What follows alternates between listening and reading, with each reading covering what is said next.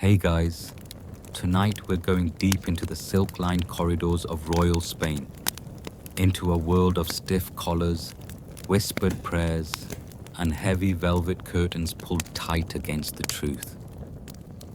You're walking through the polished marble halls of the Bourbon dynasty, where a baby has just been born. Trumpets blare, nobles bow, and yet no one dares mention the one thing that will quietly define his entire life. The boy's name is Ferdinand. He's a prince. But beneath the layers of lace and ceremony, something is wrong. Not just a little wrong. Something his wet nurse would notice first. Then the doctor. Then the terrified midwife who would later pretend she saw nothing. Something that would become the single most whispered about feature in royal gossip for decades to come. Though never printed, never spoken aloud in public. A birth defect, centered on his genitals, misshapen, possibly underdeveloped, possibly oversized in all the wrong ways. Whatever the precise truth, and historians still argue over the medical specifics, it was enough to set Ferdinand on a path of lifelong shame and desperate overcompensation. Now dim the lights, maybe turn on a fan for that soft background hum, and let's ease into tonight's journey together. You're there at the baptism, where gold gleams and incense curls through the air. Everyone says the right things, bows at the right angle, and smiles at the baby in the cradle. But the king, Charles IV, looks tense. His wife, Maria Luisa of Parma, glances often at the priest, then down at her son's blanket-swaddled form, because they know. They've seen it. The deformity. And now they must plan how to hide it. You don't remember your own infancy, of course. But imagine growing up with a body that sparks shame in your parents before you can even speak. A body that must never be discussed, even as it shapes how people speak to you, dress you, and control you.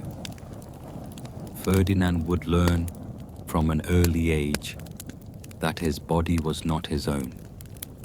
It was a political risk, a royal embarrassment, and something to be protected from discovery at all costs. He was dressed impeccably, of course. Educated, groomed, bowed to, but never trusted. His father saw him as weak.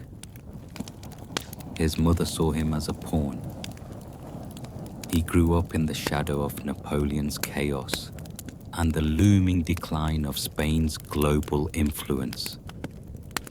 But even more, he grew up in the shadow of his own hidden abnormality. Historians now believe Ferdinand may have suffered from a rare form of hypospadias, or possibly a malformed scrotum, or even a grotesquely enlarged appendage that caused functional problems. There are conflicting accounts because naturally the court medical records are vague and heavily censored. But one theme runs through them all. His genitalia cause problems, not just in private, politically too. You start to see it early in his childhood. He's not the golden boy of the court. He's not brave or charismatic or particularly clever.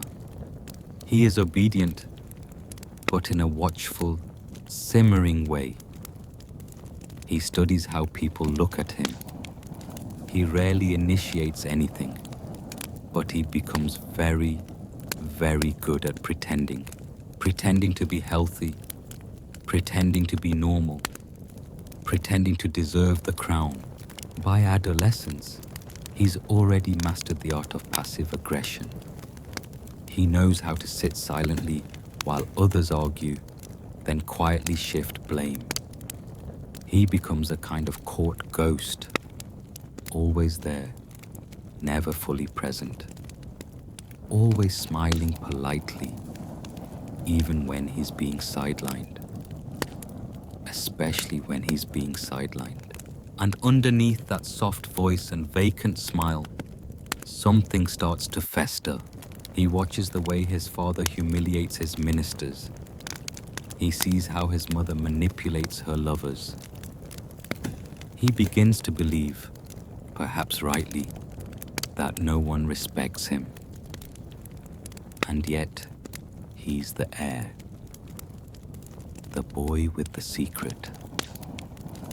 The boy whose manhood is broken, but whose crown is intact. He begins to resent everyone. By his teenage years, Ferdinand starts aligning himself with court factions opposed to his father.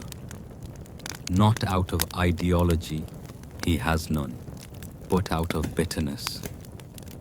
He's still seen as politically unthreatening, even dull.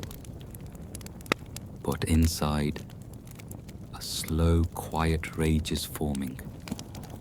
Not theatrical, not passionate, just heavy and constant, like something rotting under floorboards. And so the baby born with a body too embarrassing to acknowledge grows into a prince no one quite trusts, but no one can quite remove. Because he still has one thing no one else does, the right bloodline. You begin to understand now that this is not a story of grand ambition or genius corrupted by power. It's something darker, sadder, more intimate. Ferdinand is a boy who grew up ashamed of himself. And ashamed boys, when handed thrones, do terrible things.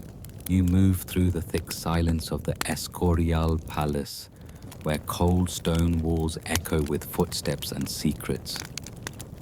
Ferdinand is now a young man, but still, no one speaks freely around him. He's the crown prince, yes, but also a puzzle no one wants to solve. You watch him walk stiffly down the corridor, his posture rigid, his eyes always glancing sideways, as if expecting laughter just out of earshot, because he knows. By this point, Ferdinand is deeply aware of his deformity, not just physically but socially, emotionally. His body is a constant source of anxiety. Whether it's true or not, he believes people know. Servants whisper, courtiers giggle, doctors give him vague looks. Every word of flattery feels hollow. Every compliment feels rehearsed. And so slowly, Ferdinand's mind begins to twist inward. He starts to read too much into glances. He overanalyzes casual comments. He begins to distrust everyone. This is where his paranoia begins, not in politics, but in humiliation. He is a young man obsessed with control, because he has no control over the one thing that defines manhood in his world: potency. You see it in his daily habits. He writes notes about who speaks to whom at court. He memorizes the way people look at his wife. He punishes servants for disrespect that no one else noticed. And always, quietly, he's watching, waiting to be laughed at. And yet, to the public, Ferdinand seems bland. He plays the part of the dutiful prince. He nods. He attends mass. He lets more charismatic figures dominate the room. But behind that calm mask, his imagination is busy building an entire world of betrayal. Now here's something odd. When you look at portraits of Ferdinand from this time, they show a man with a soft jaw, pursed lips, and empty eyes. Not cruel yet, but cautious, mild, a bit dull, almost forgettable. And that forgettability, strangely enough, becomes one of his most dangerous qualities, because no one takes him seriously, and he notices. He begins to lean into the role of the underestimated prince. He plays both sides of the political divide, courting reformists with kind words, while secretly corresponding with conservative bishops. He flatters Napoleon one day, then complains about him the next. He begins to form alliances not out of vision, but out of resentment. This is also when his relationship with his parents turns from cold to openly hostile. His father, Charles IV, sees him as a disappointment. His mother, Maria Luisa, manipulates him like a pawn. And Ferdinand? He starts to believe that he deserves their power, not because he's ready, but because they don't deserve to keep it. Here's the real irony. Spain, at this point, is crumbling. Its empire is fading. Its economy is collapsing. Its people are restless. And in the middle of all this, the Crown Prince isn't planning reform or stability. He's just nursing a grudge. Historians still argue whether Ferdinand had any real political beliefs during these years. Was he truly conservative? Did he want an absolute monarchy? Or was he just interested in power as a way to shield his shame? Most agree he lacked ideological consistency. What he did have, what he never stopped having, was a deep need to feel untouchable.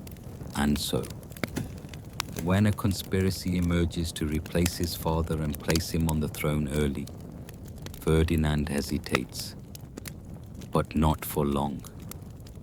He plays innocent when it's uncovered. He cries, he apologizes, but behind closed doors, he begins crafting his next betrayal.